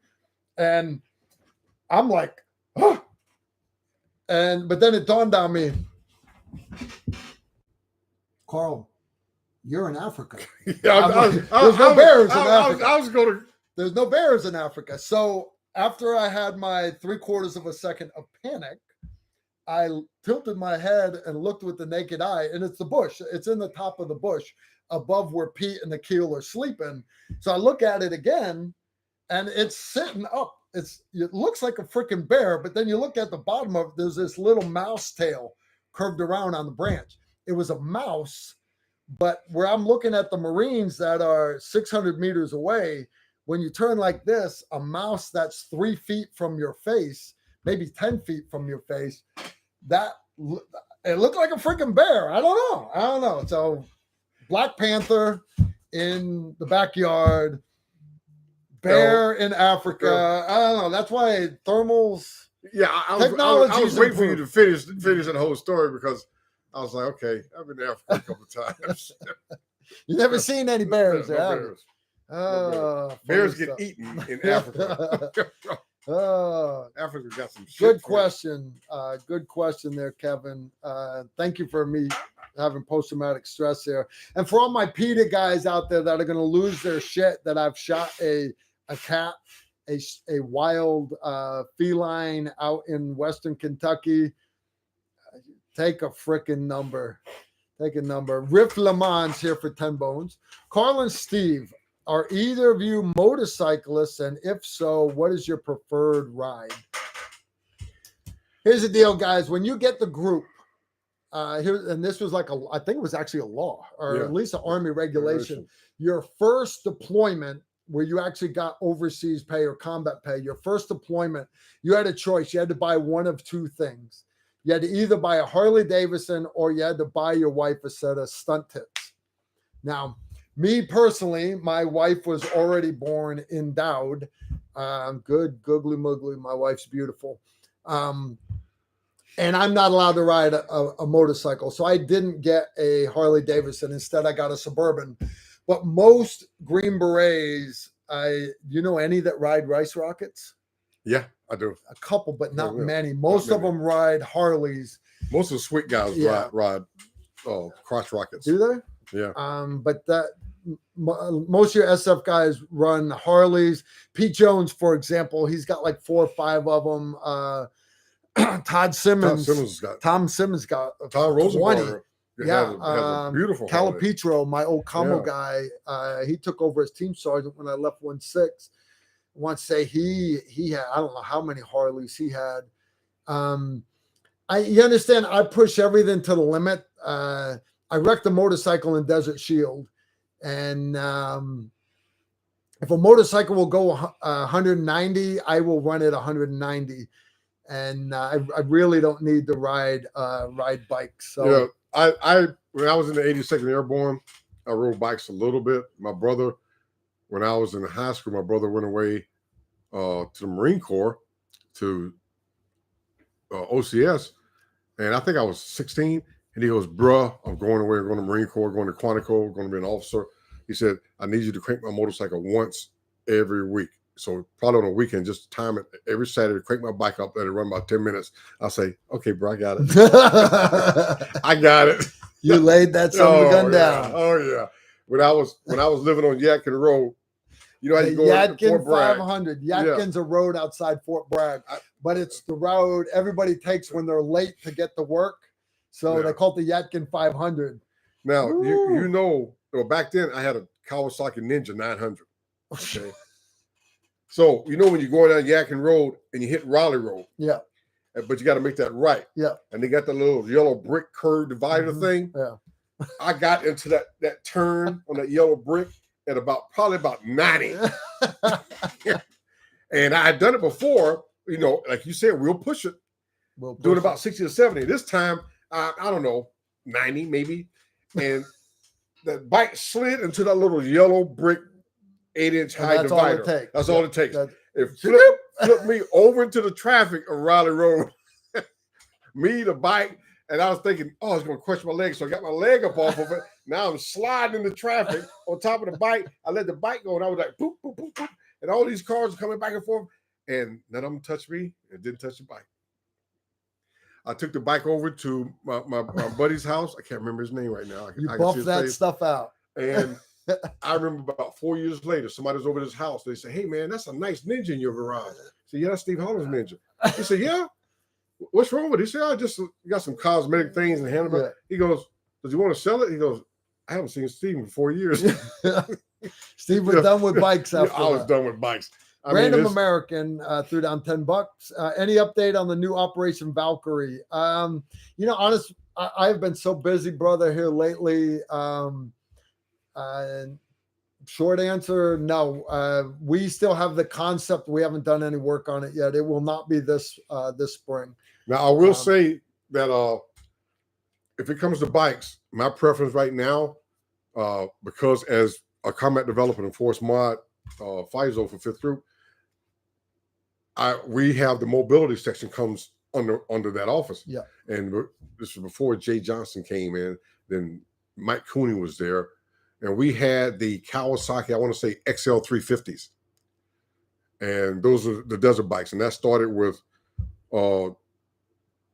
Charlie 15 that went out to Fort Bliss, El Paso. Yeah. And we used to do the desert stuff. Yeah. So my job was to get and keep these guys the best motorcycles available. So of course, whenever I went to motorcycle trials, I would have to ride a motorcycle. And I enjoy riding motorcycles, especially off-road. But you know, day-to-day driving, you know, and I always give motorcyclists the utmost respect and everything else, because sometimes you have guys, you know, you're coming down I-24 and see guys weaving in and out of traffic. Some people blow their horn and get mad. I just say, you know what? Let those guys do their thing. Yeah. Because, you know, I understand what they're going through and what they're feeling, but at the same time, you know, like I said, once I got off that bike that one time, God bless me that, you know, I didn't get like triple thumped about 3 or 4 cars. Right. But I did like going out with the teams to test the bikes out in the desert, and we would ride out in Oro Grande, Texas, New Mexico, and so White Sands. What brand did you like? Well, the ones that we had, the unit had. Yeah, but what were they? Kawasaki's? Kawasaki's, the 350s. Yeah. We tried the 350s, then we tried the 500s, and the guys just said, hey, the 500s were too big because we wanted, you know, something that you can get speed, but you still got to carry a lot of gear. Yeah. But the guys, for that's some why reason, we went to 4-wheelers for the desert. And remember in the beginning, we had the those desert vehicles that the SEALs had, those little dune buggy things. Yeah. So we had the dune buggy things, and then we had the bikes. It was 4 bikes to an ODA, then 2 of the SEAL dune buggy things. And I remember the Group Sergeant Major. I'm so glad we got rid of those. The Group Sergeant Major took me for a ride, and the first one I was in, had ever been in, and man, this is B500. Yeah. And oh my gosh, like talking about. I didn't know about side brakes and stuff like that before. This guy was going to the turn. I'm like, he's not gonna make it. He's not gonna make it. He hit that side brake, emergency brake. Oh yeah. And the 5th Group has always been, it still is, a mobility unit. And but just day-to-day street, get out there on a motorcycle, no. Gary Patterson threw down $10. Carl, did you have to run a 20 amp dedicated outlet for your Harvest Right freeze dryer? I actually just was at my Harvest Right freeze dryer right before I came down for the live stream. Me and my wife just started another batch of apples. My apples are coming in right now. I lucked out. I didn't have to. I have my Harvest Right freeze dryer set up in my workshop, and my workshop did not have a 20 amp dedicated circuit. That said, my exercise room did. The outlet on that wall, the far wall, I'm looking at my exercise room right there. I've got a little TV and the surround sound, and I got my cable machines and my kettlebells and stuff, the heavy bag. My son's treadmill, and so I can't run with this knee. But that outlet had, for whatever reason, when you say exercise room, they always put they usually will put an outlet on its own circuit, 20 amps. And that's for all those people that run like, they'll get like a plug-in sauna, or they'll get a plug-in like a tanning bed or something. All right. So my workshop's on the other side of that wall. So I'm looking at the breaker box, and that was the only 20 amp circuit in the entire house. And I was like, that's awesome, but it's on the wrong side of the wall. And I thought about it, I was like, there's no drywall in my workshop. So all I had to do was I actually had the electrician come do it for me so I wouldn't screw it up. All he did was he put another box with that one, but facing the other direction. He's like, Carl, you could have done this. I'm like, yeah, I could have, but I want to make sure I don't screw it up.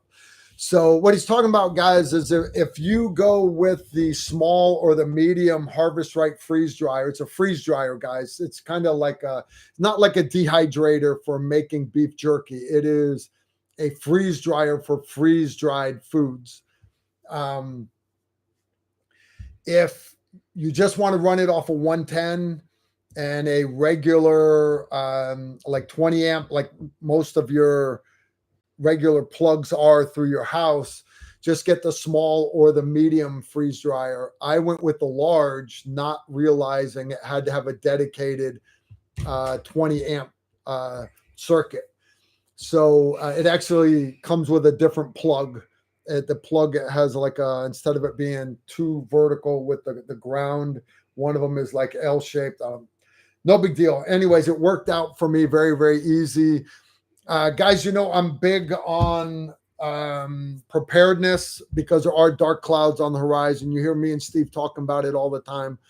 I work with Nutrient Survival. I mean, I got their bucket right here. I wanted to tell you guys, I had to make a bucket for me with my TR logo on it. And I'll tell you guys about it because this is Preparedness Month. The month of September, this is Preparedness Month.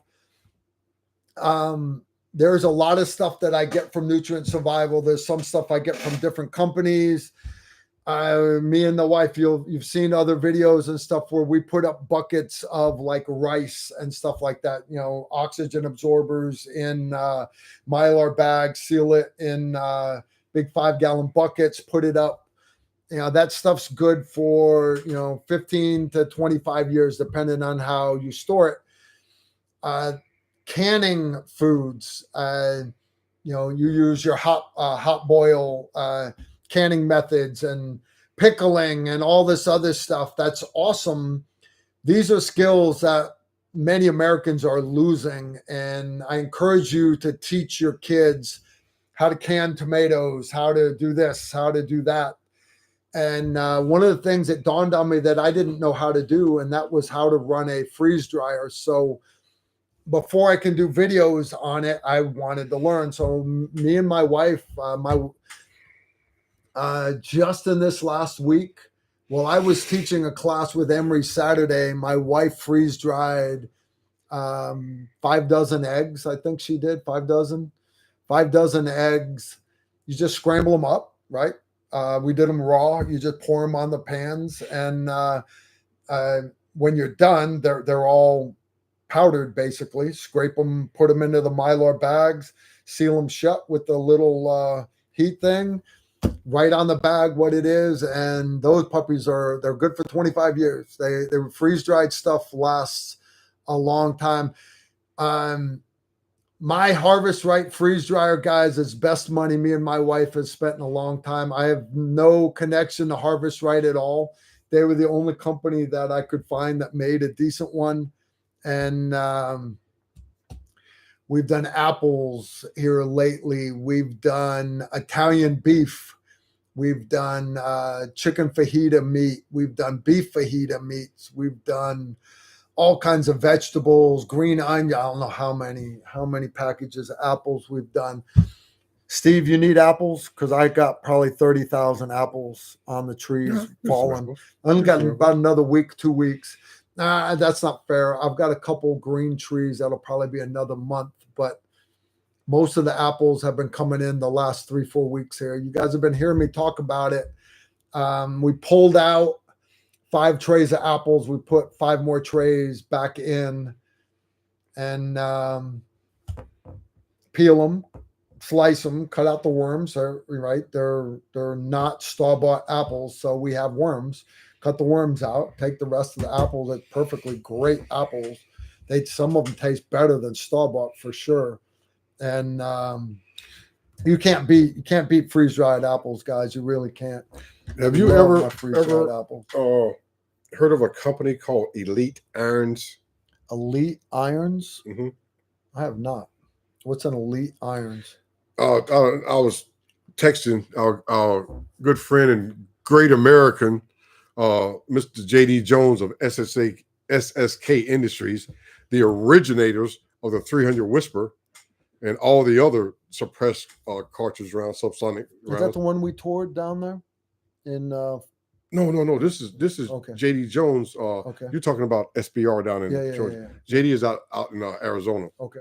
The 300 Whisper, the 50 Whisper. I mean, the whole family of subsonic ammunition. He asked. He's watching the show, and he said that if we knew about Elite Iron suppressors and bipod, and I told him I have not heard of them. I haven't. Rob threw down a question. Susan asked Carl how your bees are doing. Are they making honey, and do you sell it for how much? My bees are doing awesome. One of my beehives is 6.5 feet tall. That's a big beehive. Yeah. And I thought about splitting the hive, but I guarantee you I got 90 pounds of honey just in that one hive right now. I'll end up shortening it before winter. The other ones are only 3 supers high right now, so they don't have a lot of I might pull a few frames of honey out of them. I usually wait late September, October to take honey from them. I want to make sure they've got enough to get through the winter, and I'll still give them sugar and shit to get them through the winter, pollen patties, all that fun stuff. As far as me selling honey, I do not sell honey. There's so many beekeepers around here that sell their honey in all the stores. If you want to buy local honey, there's plenty of places to do it. And here's why you need to buy local honey instead of honey out of the big box stores. Here's why. If you have like grass allergies or pollen allergies, if you just take like a teaspoon of honey from local beekeepers all year long, like all winter long. Put it in your coffee. All right, do whatever. Put it on your pancakes. I love honey on just about everything. Biscuits. If you use local honey, it helps you build up an immunity to those pollen allergies because there's actually pollen in that honey. That's how they make honey. You understand? Honey is basically bee spit. All right, that's what it is. So I don't sell it. I give it away. I do. I will make little. Sometimes I do quart jars, but I usually do pint jars of honey. And when all my pint jars are filled, then I start filling quart jars. My brother-in-law's fiance, she does honey mead. We're talking about maybe doing honey wine or something this year. That honey mead is so good. But I'm not joking, guys. I give it away. And people ask about my wine too, because we make wine here on the hill, me and my Aunt Helen. And I don't sell it. One, I don't have a liquor's license to sell it. I'll have to point that out. But I give it away. For my patrons coming to Patreon, the second to the last day, we have a big shooting competition. For example, we're going to have the Texas Star there. We're going to have dueling trees. We're going to have all kinds of fun stuff. Some of our tactical riflemen, critical task evaluations, check drills, stuff like that. Those are all going to be timed events. And we're going to have a score sheet. And then whoever gets high score, they get to go to the prize table first. Whoever gets second place gets to go to the prize table second. And I've got optics on that prize table. I've got a copy of The Ultimate Sniper signed by Steve Holland. I have got Kraken tactical knives on it, but I'm also going to have a couple bottles of there's a bunch of optics on the table. But the prize table will also have a couple bottles of Helen's Finest, Dead Red, and also Pink Mist. I make good wine, guys. I make good wine. What's this one? Is that the bipod he's talking about? Yeah, that's the Elite Iron bipod. It's Does made it rotate? It's made in Montana, Missoula, Montana. I've been there. Different. I have seen those bipods before. I don't have any experience with them though. Well, of course, Mr. J.D. Jones, the infamous Mr. J.D. Jones. He's living in Phoenix, Arizona now, but he knows the company, and I just texted him back, said that we'll be interested in reviewing the bipod on the show. Yeah. So we'll get that done. Thank you, Mr. Jones, sir. Wish you were here. Awesome. Wish we were in Phoenix at some point where we could have you on the show. We probably have to book a 6-hour show just to go over everything that SSK Industries has ever done. I remember back in the day when they were starting silhouette shooting, and they were so well known for the single shot contender pistols, and all the different SSK Industry calibers. Wow, I mean, it's just and they have the 300 Whisper, and then of course they come out with the 300 Blackout. Only with somebody whose company is inside the compound of Reed Knight's compound down in Florida. Do you guys not like what Steve's saying? I'm just curious because we only got 127 likes, Steve. That's kind of sad. No, that's okay. If you guys don't like what we're saying, you don't have to hit that like button. You don't have to. I'm just saying. I understand because I watch a lot of videos, and sometimes I go to another video because I want to look up something. Like recently, I've been reviewing and researching handguns in 5.7 by 28 millimeter. More called the FN57. Okay, and after I watched these videos, I remember I said, you know what? I didn't hit the like button. Damn it. So but we're up to 156. Some people will say it on their video. Hey, don't forget to subscribe. Don't forget to hit the like button. Hit the damn like button. Know where you live. 61. Know where you live. I tell you what. I'm going to do an unannounced Steve giveaway. You got 10 minutes. Tell your buddies. Well, you probably don't want to tell your buddies because your buddy might be the one that wins it. But in 10 minutes, we're going to do an unannounced. Carl doesn't even know. I just decided to do an unannounced giveaway. What the Compliments to Steve. Tactical Steve. Tactical jackassery right there. Tactical Steve. All right, this is from Shammy313. Hey, Carl and Steve. The shooting a short barrel 10 and 3/10.5 with a surefire suppressor help the rifle burn all the powder compared to a 16-inch rifle. Thanks. You adding a suppressor to a short-barreled rifle or a medium-barreled rifle or a long-barreled rifle, you do get what's called a suppressor bump. So in other words, if you take a sniper rifle with a 22-inch barrel and you're getting, for example, let's say you're getting 2580 for muzzle velocity out of a 308, all right? You want 2600-ish, right? Just general. You're getting 2580 for whatever. You load it light, whatever. When you put the suppressor on it, you might get 2592. You might add like maybe 5, 10, maybe even 20 feet, depending on how long your suppressor is. But the reason for that, guys, is now remember, the bullet has left the lands and grooves. All right, the bullet has left the lands and grooves, so it's not getting any more stability.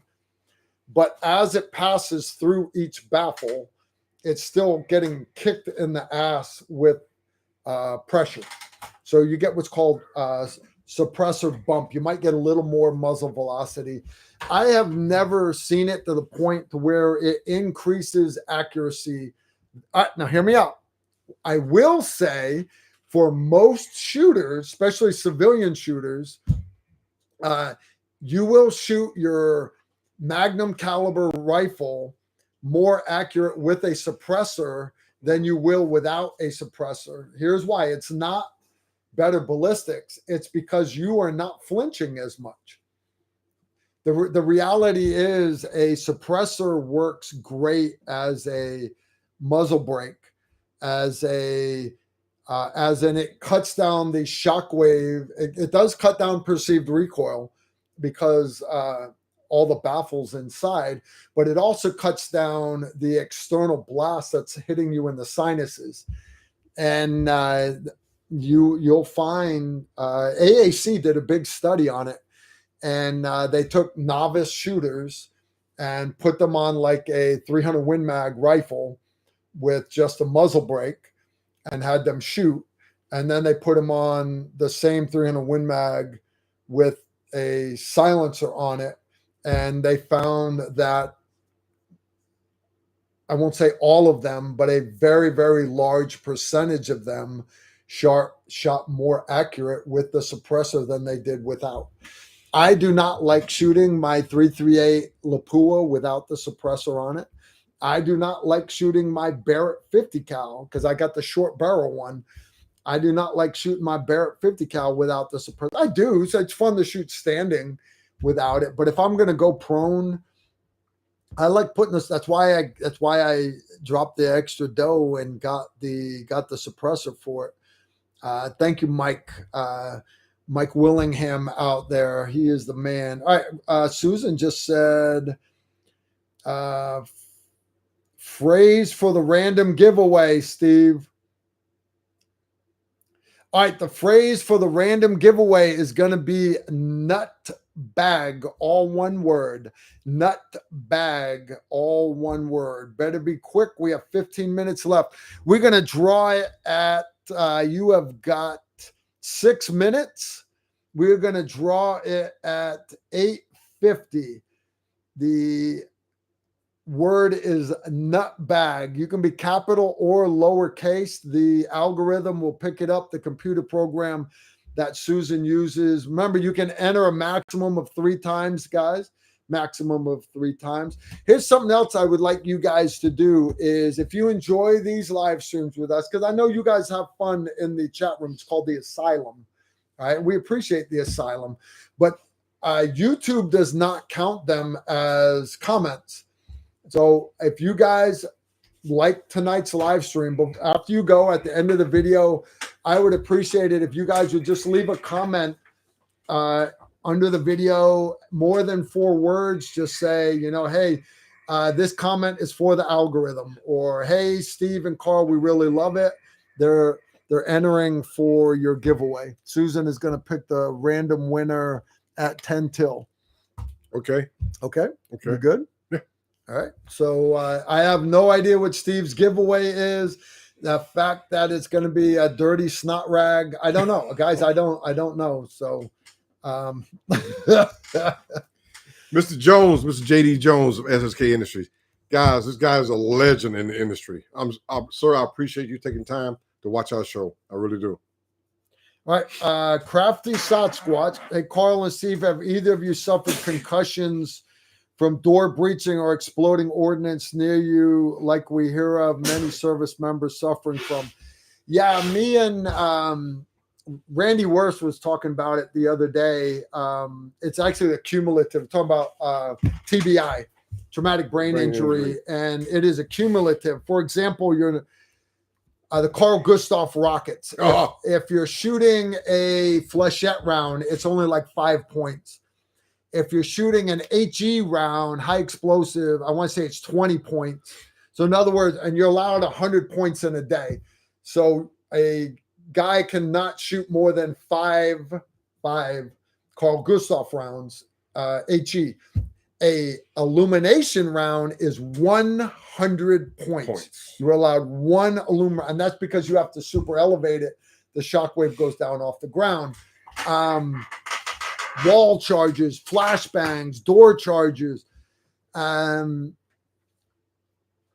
I went and retired, they weren't making a big deal out of TBI, and so I didn't get TBI on my disability, and everybody's like, Carl, what are you talking about? You don't have any balance at all. I mean, yeah, it's no big deal. They're like, no, you don't understand. You have TBI bad. Like if I close my eyes, I fall over.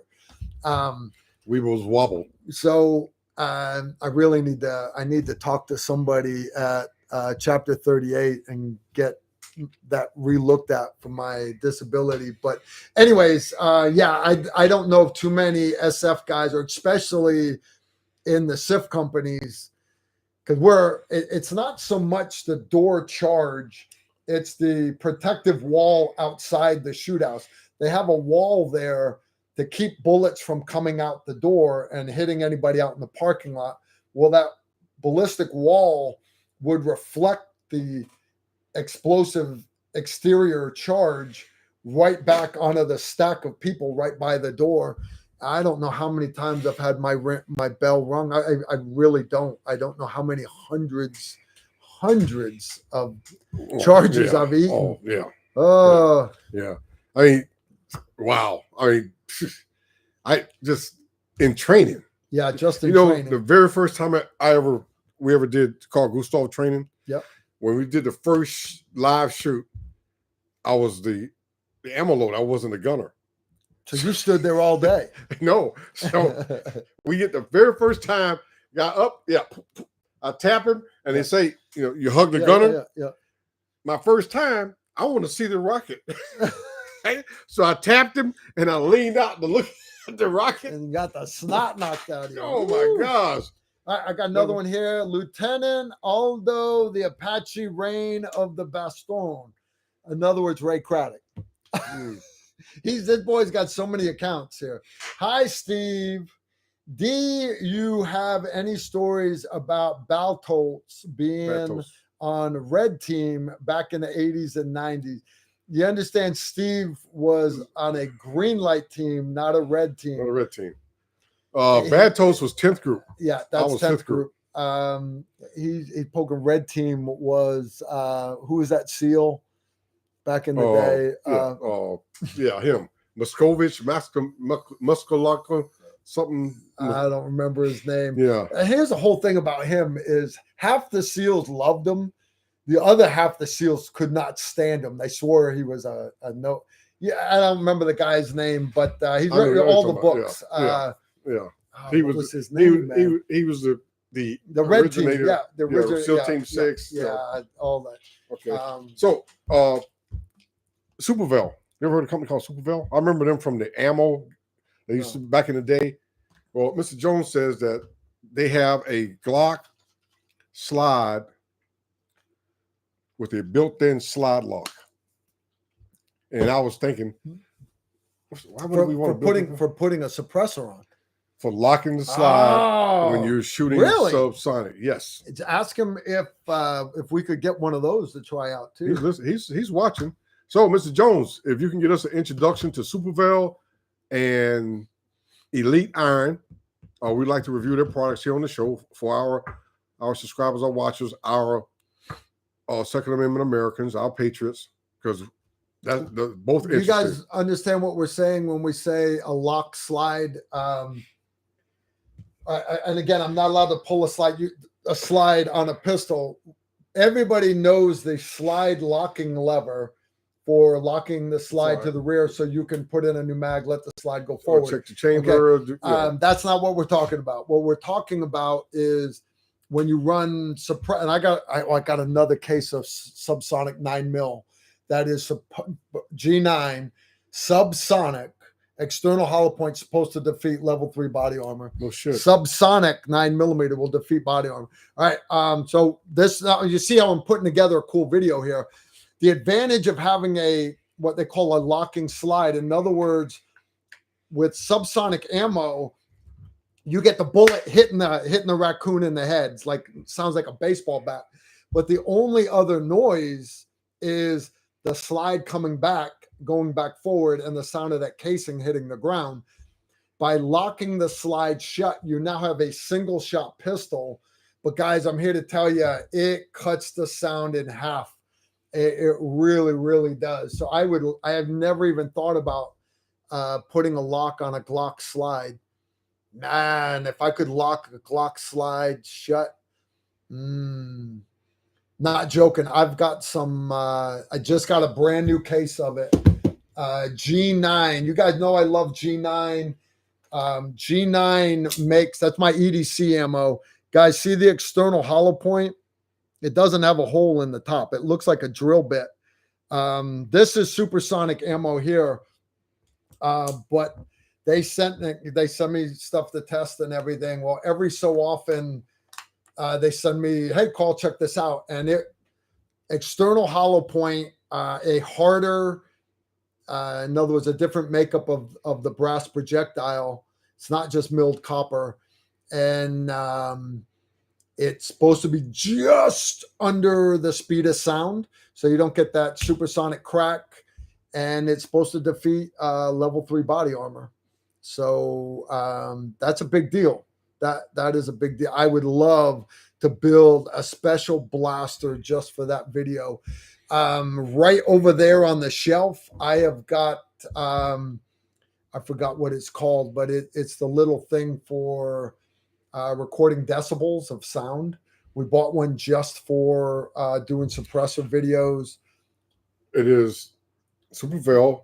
They call it a hush puppy from back in the day. Yeah. Oh, yeah. So they've got the ammunition and they've got the slide lock to lock the slide. That would be badass. Mr. Jones, would you let them know that we're definitely interested in reviewing this for our viewers? Because we always keep our viewers up to speed on what's going out there in the Second Amendment world. Winner of the mystery prize, give me drum roll, is Tracker. Tracker, you just won. I don't know what Steve is giving away. Steve, what are you giving away? I'm giving away roll of toilet paper. No, what is it? One of my favorite. Oh shit! Yeah, the Uzi throwing axe. The Uzi throwing axe. Damn. All right, we're giving away the Uzi throwing axe. Uzi throwing axe, and the reason is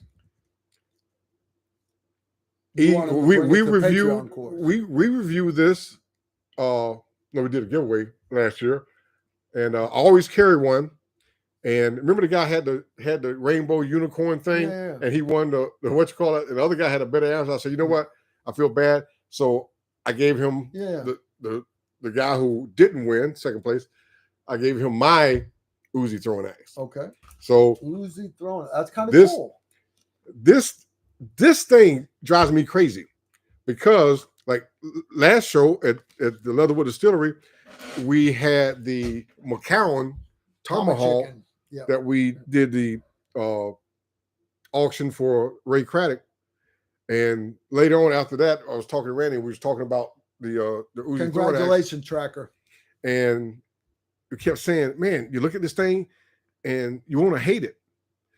But every time I made myself carry it around, whatever I'm out in the yard or doing something, just make myself use it. And the more I used it, the more I liked it. But I looked at it, I go, you know what? I've never even seen one before. Other than one Steve brought out. Yeah, you shipped one off. You shipped one off, right? So well, I've never. What I found out is it is so. I mean, you could do a lot of things with it. So I decided that I was going to give one away. All right, so Tracker, here's what I need from you. You take a picture of your avatar, so I make sure you're not Ray Craddock posing as Tracker. All right, and I want you to email me your mailing address to tacticalrifleman1@gmail.com. That's tacticalrifleman1 at gmail.com with a picture of your avatar. Tell me what you won. And so I refresh my memory, and I need a shipping address, and I will have I'll have my son mail that. Or are you going to mail this? No, you mail it. I already did my part. But anyway, just one more thing about this. One more thing about it. It comes with its own sheath, okay, that I don't like. And so Ray Hodge and Darian Marquis of Red River Tactical has my other Uzi axe. They call it throwing axe. I don't know. I don't get into the throwing axe kind of stuff, but we would do that at the Patreon course. So anyway, Ray is making a Kydex holster for this to fit on your tactical belt. And Randy and he went over it out at the Leatherwood Distillery, and they came up with some great ideas because they came up with a way to have it on the belt and not interfere with your pistol, your mags, or anything else, except for Randy. Randy's got no more room left on his belt. He's only got like 7 knives. For all my patrons out there, I remember one of the classes we're adding to this Patreon course, which is last week of October, is we are doing, Randy is going to be teaching throwing axes and throwing knives. Emery will be there helping him out and everything. I'll be there, but I'll be taking the class. I believe I will be. I might be doing medical then. Hey guys, shout out to Alton Murkison, and he's dropped down $9.99. Hey Steve, give Steve some of your honey. Let's skip the allergy part. Make some apple cider and wine with your honey as well. I tell you what, Mr. Murkison, Coach's son, thank you for your support as always. If Carl has honey in time, our next show's not this show, but the next show, second show from now, is going to be 19 September. That's the Tuesday of the 5th group reunion. Yeah. And everybody's going to be at the Leatherwood Distillery. That's where we're going to have our show. So come to the show with Coach and Mayor Shakinap and Tony Montana Moore, and we'll have some honey from Carl for you. Yep. All right. Big shout out real quick. This is Survival Month, the month of September. So I hit up Nutrient Survival. This is our Tactical Rifleman bucket. All right. It's got all my favorites in here. Again, you go to nutrientsurvival.com, use TR10, saves you 10% off of everything. But here's the other cool thing. When you go there, you're going to see there's a thing you can click to get in on their giveaway. No purchase necessary. All you got to do is sign up. And they're giving away over $4,000 worth of survival gear. Here's where I believe in them. I actually gave them a certificate good for any 2-day tactical rifleman class.